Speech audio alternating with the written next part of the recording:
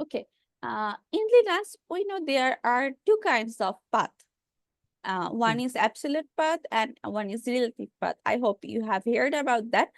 So my question is like, can you state the main difference between this absolute path and relative path?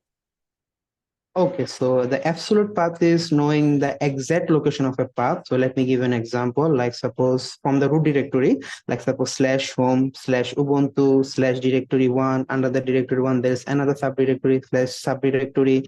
Then there is another directory. So the path is actually called the absolute path, where we know the path where the file or the folder is located. But the relative path is actually where you are currently working on. Like suppose you are currently working on a subdirectory, so there's the relative path of that, like you just go up and go down in folder. That's called the relative path.